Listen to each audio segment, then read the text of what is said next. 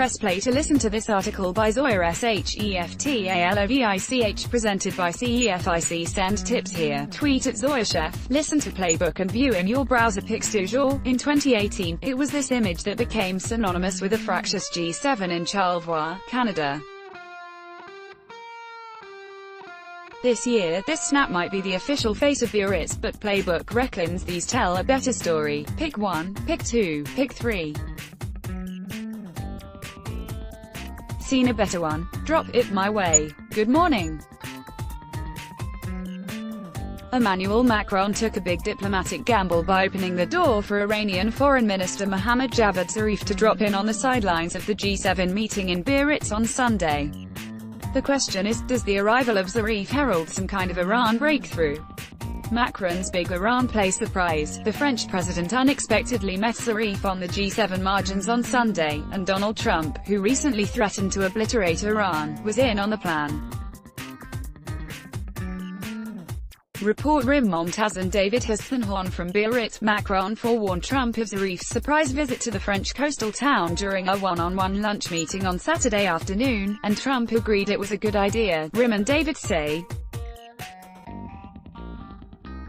The plan. Macron has been working aggressively in recent weeks to broker a diplomatic truce that would end tensions stemming from Trump's unilateral withdrawal last year from the Iran nuclear accord, and his reimposition of economic sanctions, which ultimately led Tehran to break some of its obligations under the deal, known as the Joint Comprehensive Plan of Action, JCPOA, Rim and David write.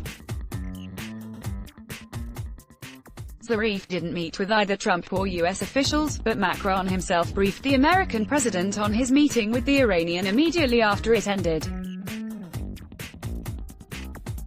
A message from Cefic. Dear European Commission, Europe needs a dedicated industrial policy for a sustainable, innovative and growing European chemical industry. Chemicals are at the heart of every strategic European value chain. A Green Deal for Europe needs to benefit Europe and its industry. The opportunities are huge.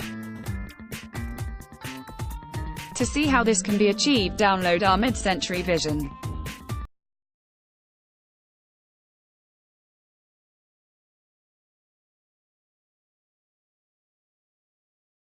President repeatedly lashing out at his French counterpart over Iran. So Macron made a point of visiting the U.S. president's hotel to greet him personally on Saturday. When he arrived yesterday afternoon in Biarritz, the first thing I wanted to do was to be able to spend time with him. We had a wonderful moment together over lunch over 2 hours, Macron told reporters on Sunday. I think it's this direct dialogue that will really allow us to move forward effectively. Reading the tea leaves, the fact Trump was on board with Zarif's visit signaled perhaps not quite a breakthrough, but at the very least that new dialogue could be possible. U.S. Treasury Secretary Steven Mnuchin, who oversees sanctions policy, said Sunday on television, the president has said before that to the extent that Iran wants to sit down and negotiate, we have not set preconditions to those negotiations. Zarif's conclusion, after meeting with Macron and French Foreign Minister Jean-Yves Le Drian, and a briefing for UK and German officials, Zarif said on Twitter, road ahead is difficult, but worth trying. Stay tuned for a possible Iran announcement today. A French official didn't rule it out. Merkel humor. Other G7 leaders, including German Chancellor Angela Merkel, were apparently kept in the dark about Zarif's surprise pop-in. I felt well informed, in a timely manner, Merkel told reporters when asked when she was told the Iranian would be coming to town. I don't know if that was before you spotted the plane or not. Also in Biarritz, today's G7 agenda, bilateral meetings, 9 to 10 a.m., working session on climate, biodiversity and oceans, 10 to 11:30 a.m., bilateral meetings, noon 1 p.m., working lunch on digital transformation, 1 p.m., closing session, 2:45–3 p.m., press conferences, including a joint one between Donald Trump and Macron, from 3 p.m. U.S.-Japan, the U.S. and Japan agreed on an in-principle bilateral trade deal on Sunday, despite the fact that only hours earlier, Trump fell out with Prime Minister Shinzo Abe over North Korea. If pact, struck through Tokyo's gritted teeth, is not a signal to Trump that his trade war tactics work, Playbook doesn't know what is.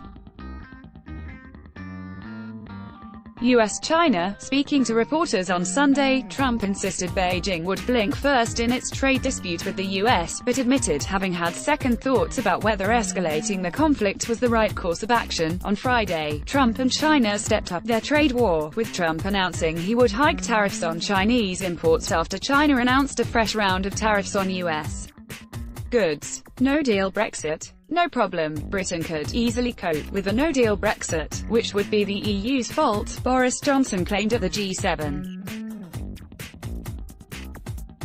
Boris barks, doesn't bite. While Johnson made a lot of noise at the G7, he didn't shift the Brexit dial, reports POLITICO's Charlie Cooper. Johnson headed into a meeting with European Council President Donald Tusk, with British newspapers proclaiming he'd be warning the EU it risks losing up to £30 billion worth of UK financial obligations in the event of a no-deal Brexit. But when it came to it, the issue didn't even come up during their talk. Charlie writes, "Would real Mr. No Deal please stand up?" Tusk on Saturday said Johnson risked going down in history as Mr. No Deal, but the British PM reckoned that title ought to be Tusk's.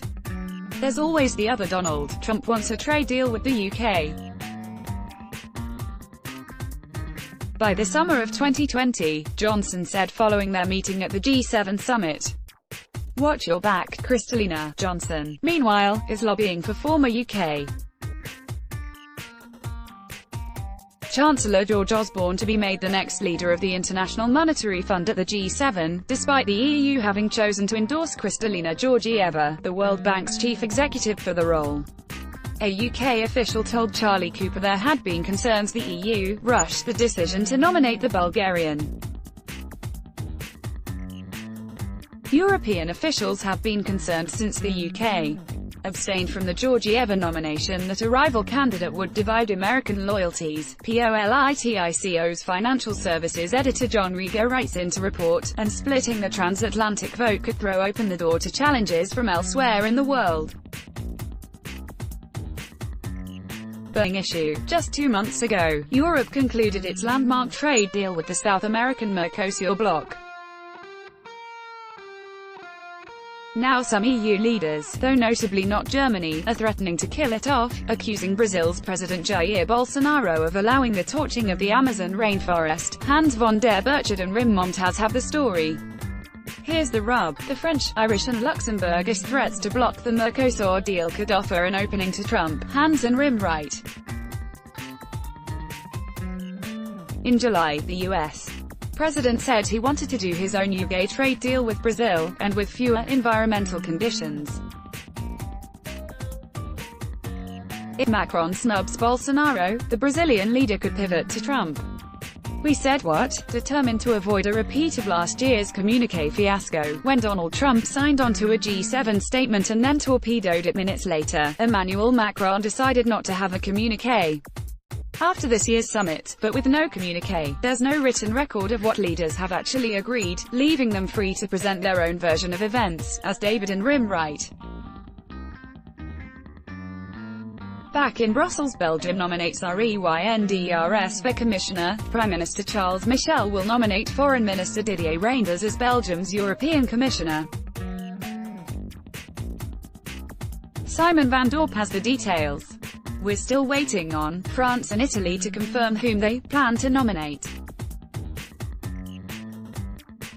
Reminder, the deadline for nominations is supposed to be today, with Commission President-elect Ursula von der Leyen set to start interviewing candidates this week. Definitely no Brit. The UK confirmed Friday it would not be nominating anyone to succeed Julian King. The government has been clear that we are leaving the EU on the 31st of October, whatever the circumstances.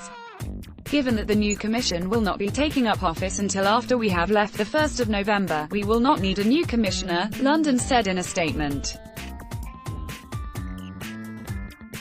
MOSCO move. European Commissioner Pierre Moscovici is set to be named head of the French Court of Auditors in the coming days, French newspaper Le Journal du Dimanche reports. The body serves as the watchdog for state spending. Web Summit is the world's premier tech conference, welcoming the leaders driving change in every industry. Last year, over 70,000 people from 160 countries traveled to Lisbon to be a part of an unparalleled networking experience. The best way to understand Web Summit. Experience it for yourself. In other news, crunch time for AKK. Annegret Kramp-Karrenbauer, the leader of Germany's Christian Democrats and heir apparent to Angela Merkel, will head to Germany's eastern states this week ahead of a pair of regional elections that could determine her political future, writes Matthew Karnitschnig in this excellent curtain raiser. Berlin rent freeze. Berlin's city government has drawn up a draft law to limit rents for older apartments in buildings built until 2013 at €7.97 per square meter per month for the next 5 years, Tagesspiegel reports.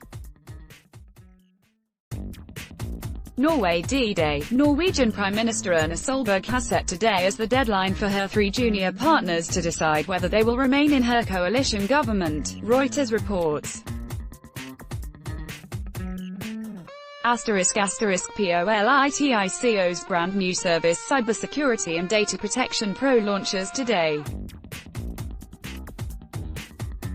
From the emerging threats to businesses operating in the digital realm to the legislation being shaped to protect it, and those fighting to influence it. Be one of the first to receive the new Cyber Insights newsletter. Email pro@politico.eu with the code CYBER to request access. Also in TRUMPWORLD. I just called to say I love you. Donald Trump called Danish Prime Minister Mette Frederiksen "wonderful woman" on Friday, 2 days after he cancelled a visit to the country and slammed her as "nasty" for dismissing his idea of buying Greenland as absurd. The abrupt U-turn came after a phone call from Frederiksen. "We had a great conversation," Trump told reporters late Friday. "We have a very good relationship with Denmark, and we agreed to speak later. But she was very nice. She put a call in, and I appreciated it very much," Trump said. No joke, Trump's lust for Greenland has been mocked near and far, but it's given an internal boost to a small network of advocates in and outside his administration who have struggled to get traction for their ideas for boosting America's ties to the frozen island territory, writes Daniel Lippman. In another sign of increased U.S. interest in Greenland, the Trump administration is also planning to establish a consulate in the capital Nuuk, according to a letter obtained Friday by the Associated Press. A permanent diplomatic presence would allow the U.S.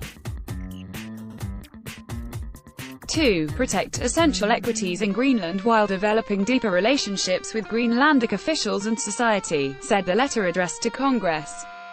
Reality check. Sure, Trump can buy Greenland, but why does he think it's up to Denmark, write law professors Joseph Blocher and Mitu Gulati in an op-ed for Politico. Going nuclear. Trump is a man of many big ideas. Apparently, the president has told aides the U.S.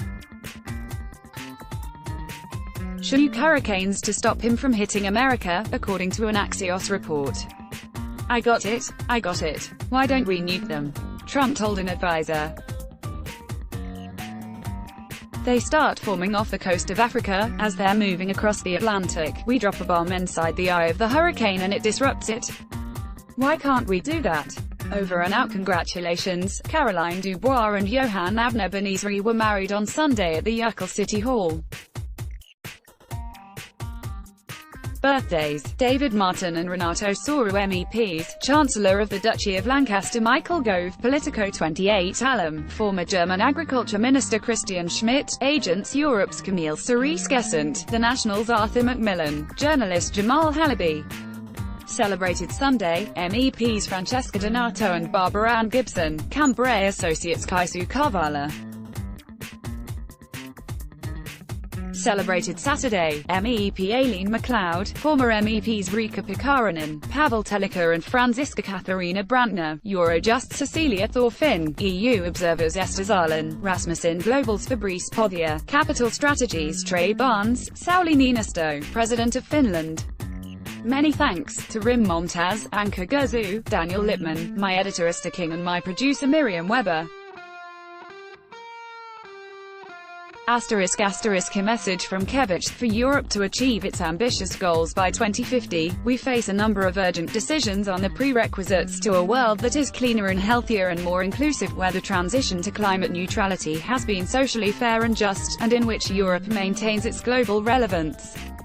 The European chemical industry wants to lead the transition for our industry globally by offering European solutions to global challenges.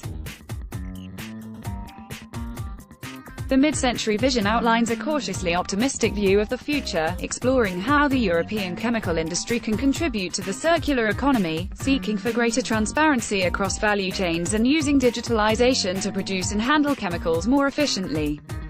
It showcases a wide range of disruptive technologies that can support this transformation, such as artificial photosynthesis as well as hydrogen and fuel cells, while providing good jobs for all. Download the Mid-Century Vision to find out more. Playbook, all our Politico Pro policy morning newsletters. Let's block ads. Why?